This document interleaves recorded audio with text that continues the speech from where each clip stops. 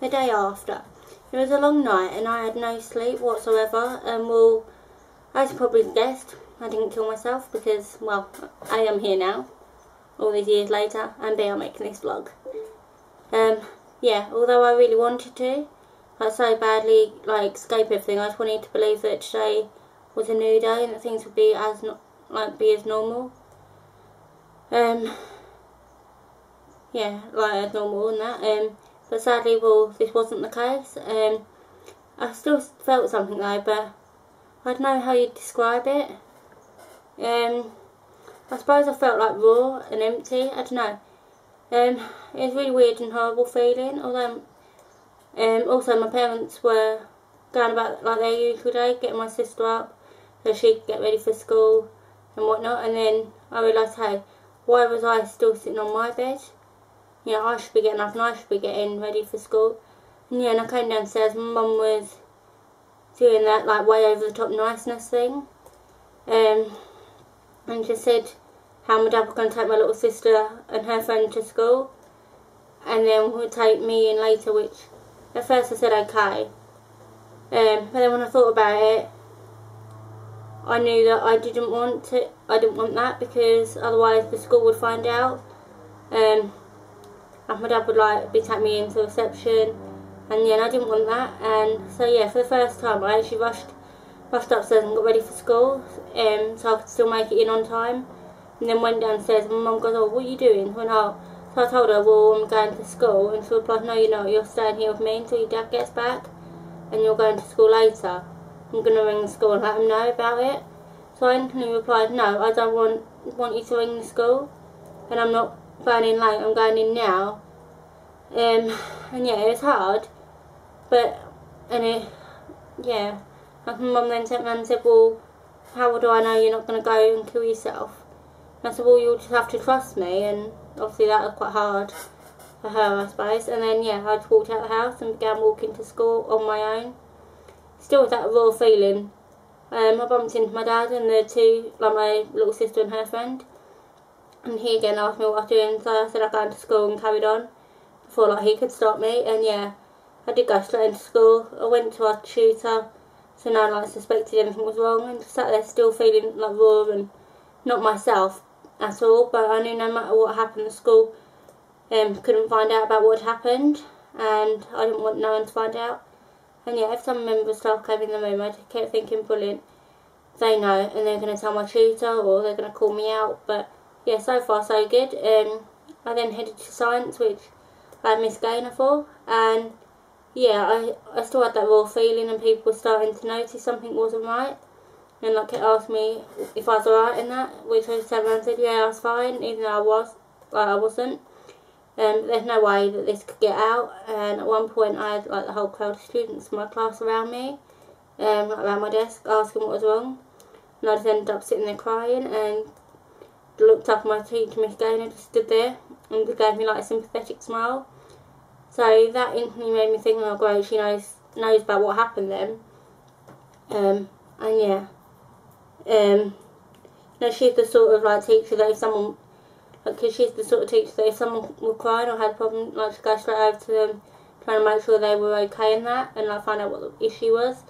But seeing as she didn't do that with me, I just assumed she knew. But yeah, and then it sent everyone back to their seats, and you know, she started the lesson. Luckily I'd stopped crying by this point and was just trying to concentrate on my work, but I couldn't, as I was so paranoid every time the door opened and a member of staff came in and went over to talk to Miss Gaynor or called her out of the room. The whole time I just kept thinking, oh brilliant, this game's over now, isn't it? Not that it was a game obviously, but yeah. But no, all was fine still, so I carried on like nothing had happened, kept my head down and worked as much as I could, and then the door opened for about the 5th time I think, and Mrs. Collins came in, looked straight at me, and I looked at her and I just knew. And then yeah, she spoke to my science teacher, and then every so often looked over me and said Miss Gaynor. So I knew then what my mum had done, and yeah, which was I didn't want her to contact the school. I knew she obviously had been by then, and yeah, I was then called out by Mrs. Collins, and we got out of the room and she goes to me, was alright? So I went, yeah, I'm fine, thanks. Sort of thinking, well, you know, just in case it isn't about like the whole suicide thing. And you know, she turned and looked at me and said, you're not okay, are you? So I go, oh yeah, I'm fine, really, sort of thing. And she looked at me again and said, no, you're not, are you? And then my heart just sank, and I just admitted that no, I really wasn't okay. And apparently I nearly had her in tears, which was not the idea, obviously. Yeah, which of course I didn't mean to do. And yeah, we went in like a little room near the support department and sat and had a chat, and she explained how my mum had come in and had a chat with her and Mr. Eden now, like she was really upset, worried about me, and you know, we sat there upset, crying and that. To them, which again I felt completely awful, as I didn't want my mum to like have gone into the school, especially not crying and that. Yeah, she asked why it happened. I wanted to tell her the real reason. You know, yeah, believe me, I really did, but I don't know, I just couldn't. So I blamed it on like the school Trenton Academy. Well, I don't know if she like believes it or not, but honestly, that was all I would tell her. And then yeah, she said how Mr. Eden wanted to talk to me later, which I was kind of expecting, because if she was talking to me, then he definitely wanted to talk to me. But I didn't want to talk to him, not because I didn't like him or anything like that, but just purely because, you know, I knew I'd probably let him down, and big time at that. And so yeah, as I was supposed to go and see him with, like, because obviously I was supposed to see him about anything, and I didn't, so I could only imagine how hurt he would be. But I agreed to talking to him, and then returned back to my class, and walking back on my own.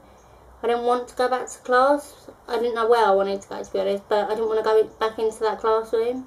By now, the class must have known, and yeah, it was really awkward to return to a room when you're late or you've had to leave for whatever reason. But I did go back into class, and yeah, I've got a whole load of sympathetic looks and smiles. So someone had obviously told them all now, and yeah, so if anyone did, cheers for that, because it didn't help at the time. Yeah, later on I went to go and speak to Mr. Eden, and well, his just face said it all, just disappointment really.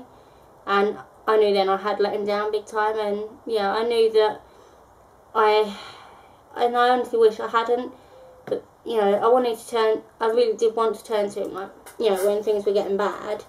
And like, because, you know, the thing is, it doesn't just happen without sort of like knowing, you know, you sort of like get really down and stuff before. And I did want to turn to him when I was like having those days when I was hating school and I was hating home, and just, you know, getting really sort of, you know, going downhill and that. But I just couldn't, I didn't know why. Like, I just physically couldn't talk to him, whereas I always could. But yeah, like I said, I didn't know why. So yeah, I knew this was going to be a hard conversation to have with him, as I knew he'd obviously want to know what happened, and you know, why and that sort of thing, and why I hadn't spoken to him about him. Well, yeah, that was exactly what he wanted to talk about.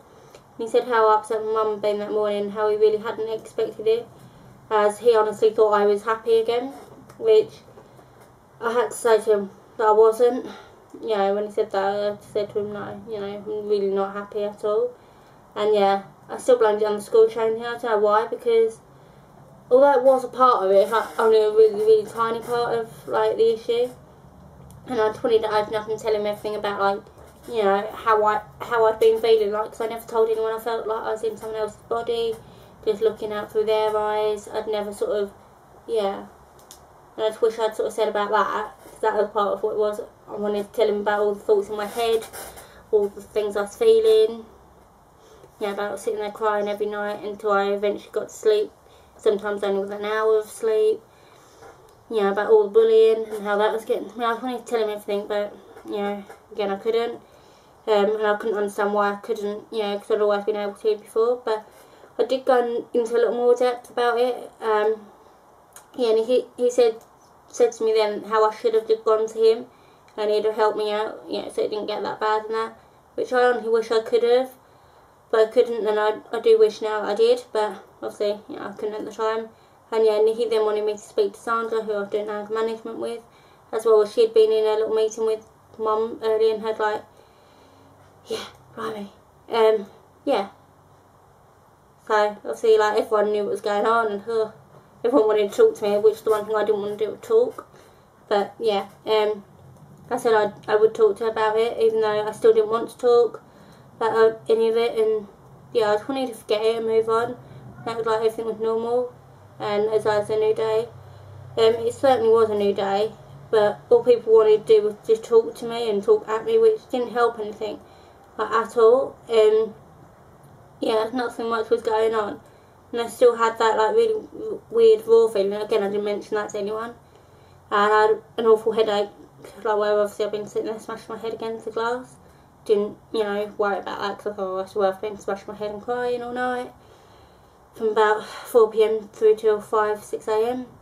And then, yeah, I went off to speak to Sandra, and well, I didn't get too friendly a welcome from her. The first thing she said was, well, I hear you tried to commit suicide last night or something like that.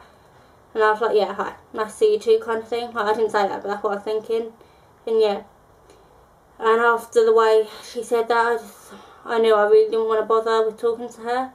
So okay, I went in to talk to her, but I hardly said anything to her. I didn't see the point after the way I'd been greeted. Plus, I didn't want to talk to anyone about it.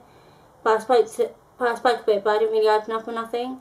Like, if anyone, I wanted to talk to Mr. Eden about it, but when I started, I physically couldn't.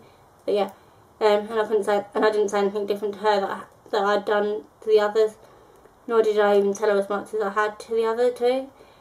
As I just felt there's no point really, to be honest. I've never told anyone the real reason for me attempting suicide, like even all these years later.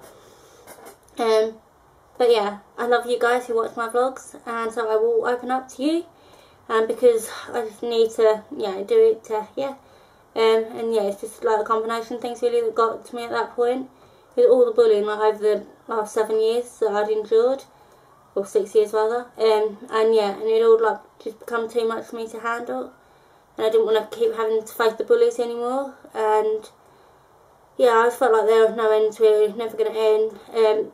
The school training academy kind of did play a small role in it, as I was getting stressed and worried about that, and they never ever helped me or supported me with any of my problems anyway, and yeah, I'd never enjoyed school, nor would I ever turn to them, but especially when the school training academy, it's like 1 minute you're trusted and treated like an adult, the next minute you're locked up inside the school, you can't get out till a certain time, that sort of thing. Yeah, and then also because of all the arguments I was having at home with my family, I hate that feeling of pushing them away, and that we couldn't get along in that, and just felt like no one cared, as though everyone at school was bullying me, and then I came home to get into arguments with my parents and felt so alone, as I had no one to turn to. So yeah, that all played a role in it. Also it's like the feeling of being in someone's body that wasn't me, and I knew it wasn't me, and I needed to get out of that body, and I thought, well, maybe ending my life was the only way to get out of that. And yeah, and with all the thoughts and feelings going through my head as well, that played a massive role in it. And yeah, and I was having some issues also with a couple of boys who were trying to push me into stuff, and then yeah, well, I'll say this now, if you have any problems, no matter how big or small, don't ever bottle them up, because this is the result of it, and it's always better to just talk about your issues, because now I've always got to live with the fact that I tried to end my life and that, and yeah, it's such a dark, low point that I never want to get like that again, because it's awful. But yeah, so please do talk to someone if you ever feel like that, whether it's a parent, an adult you trust, a doctor, anyone, just talk to someone. They're not going to think you're mad or crazy or whatever. Loads of teenagers and people go through this, and it's not something that you should be left to deal with alone. So yeah, we'll see you in my next vlog. See you soon. Bye.